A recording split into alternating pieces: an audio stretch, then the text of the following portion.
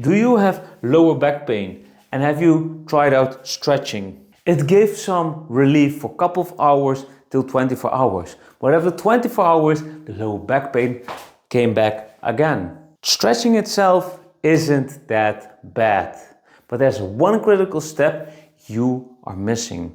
A lot of dancers, they are stretching, and stretching over and over again without realizing what am I exactly doing.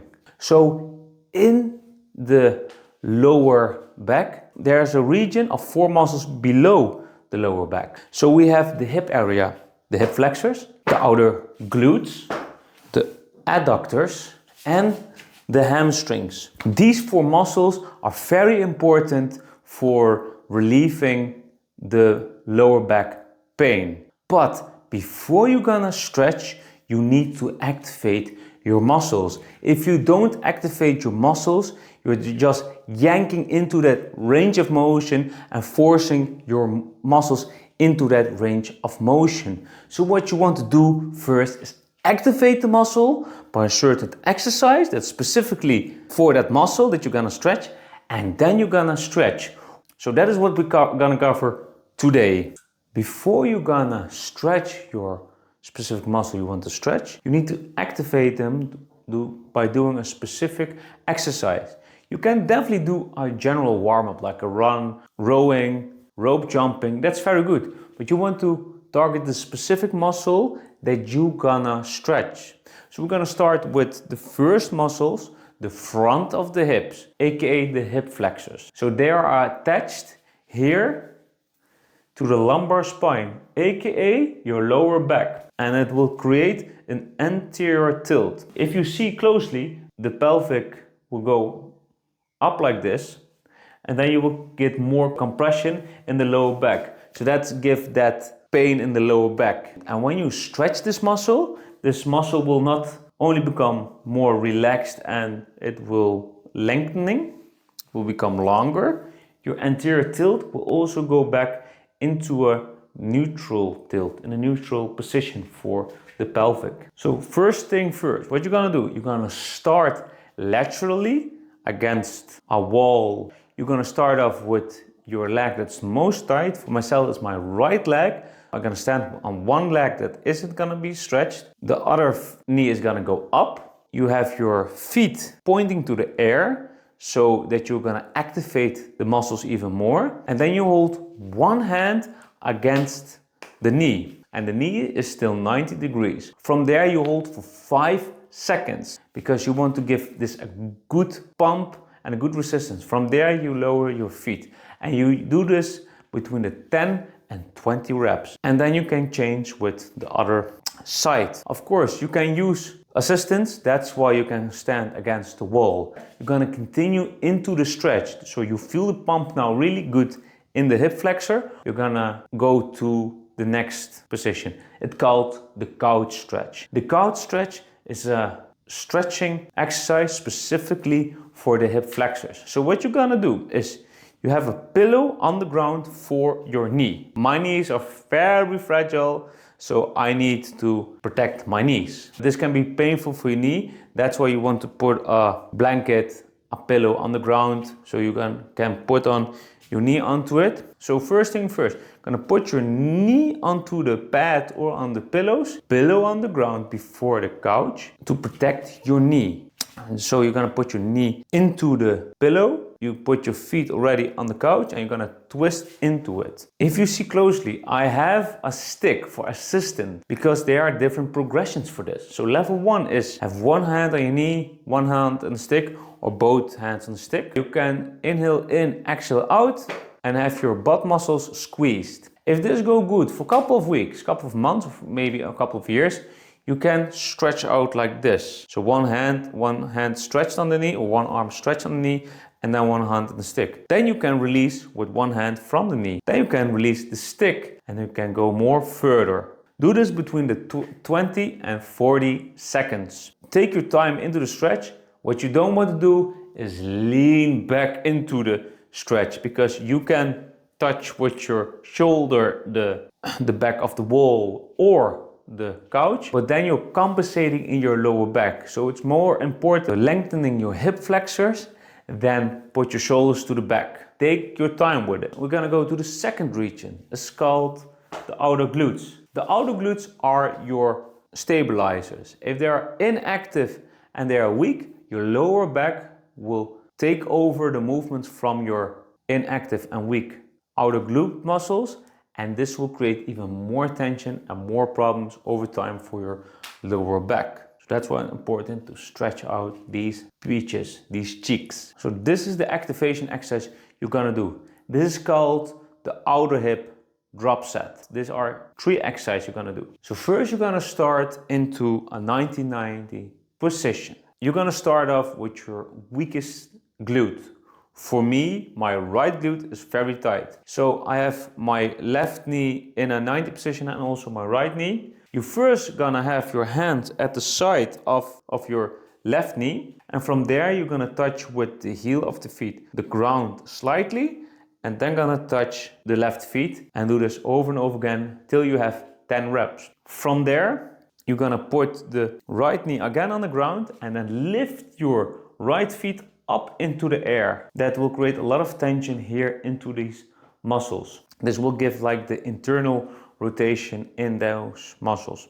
From there, you hold for 30 seconds. Give good tension on the glute. From there, you're gonna stay in the same position, but what now is gonna change is the right knee is also lifting from the ground as high as possible.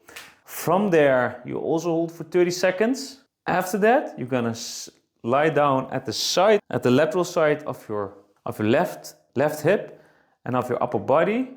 Just lie down, have your left knee tucked in like this, bent like this, and your right leg is going up. And also hold your feet in this shape. And don't twist your hip to the back, but to the front. And from there, as high as possible. Then you will train the outer glute muscles very intensely. From there, do also 30 seconds. If you have done this, switch to the other side. Now you have done also the other side.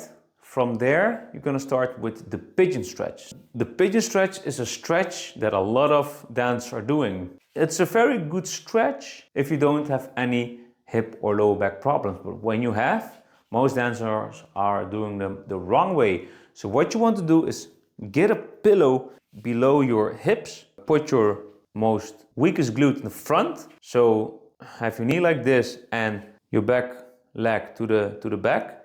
Well, a lot of people who are doing the pigeon stretch are doing them passively. But now you want to activate that muscle even more. So you want to activate your other hamstring muscles and glute muscles by straightening your back leg. Because from there, you get more of a isometric stretch effect, and that is what you want to create. You want to be strong in that range of motion. From there, hold it for 30 seconds, breathe into the nose and breathe out to the mouth.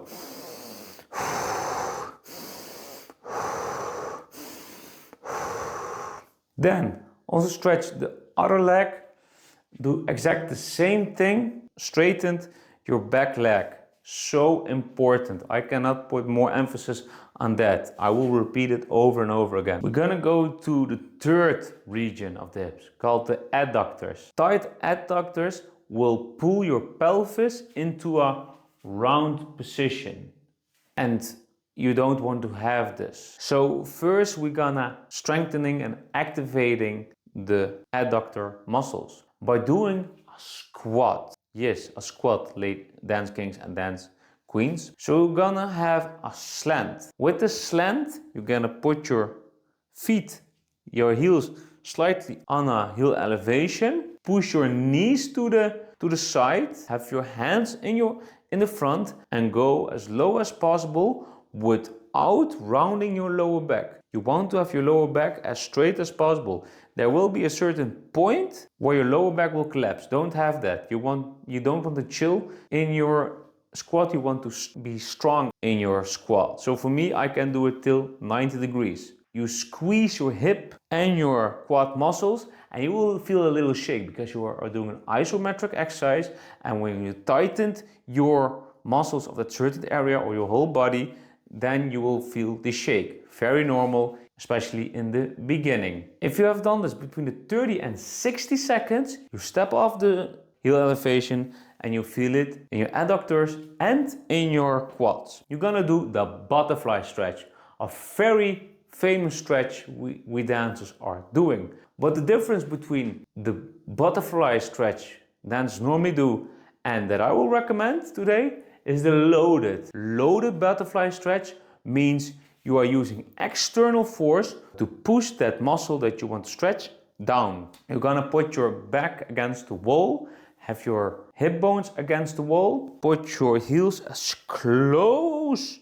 as possible to your groin without feeling any uncomfortable pain in your adductors or in your knees. Hold it there and then have your hands or your elbows. If you aren't that flexible, I'm not that flexible in this region, I pop my hands onto my knees, at the inside of my knees, inhale into my nose and exhale to my mouth and push down and do little pulses. And do this for 10 pulses. If you do this for 10 pulses, release, walk it out and do it again. Fantastic exercise for your adductors. We go to the final zone, the back of the hips, aka the hamstrings. We're gonna use the same principle we're using for all our other muscle exercises, is tensioning. You're gonna stand on one leg, you have both your knees against each other, have the hamstring that you're gonna stretch, that feet is in the air, squeeze your hamstring and your glute muscle, so you feel extra good tension. You slowly go with your heel of the hamstring you're gonna stretch to your buttocks and then go down. And your back feet cannot touch the ground. And do this for 20 reps. If you have done this for 20 reps, also switch to the other side. You can touch a wall or a stick or something to hold on if you haven't that good developed balance. If you are done with that, your hamstrings are on fire. And if you don't feel it, then do more reps. Then you're gonna stretch your hamstrings, the RDL, aka the wall assisted Romanian deadlift. You're first gonna start off with your hips against the wall. From there you set a couple of steps to the front. Then you have your knees to the outside, push them to the outside. Have your knees a little bit bent. Have your upper body slightly to the front, say like 45 degrees or less than that. Put your hands on your cross like this and tense your hamstrings and glute muscles. And then hold this for 30 to 60 seconds. This will put your hamstrings in a certain end range position or position that you can hold, and then tension. And from there, release it. This was the hip routine I've been using for many months, and that helped me with my lower back problem, but also I became much more flexible in those 4 areas. If you haven't saw the video about the real reason why dancers have a lower back problem, definitely check out this video.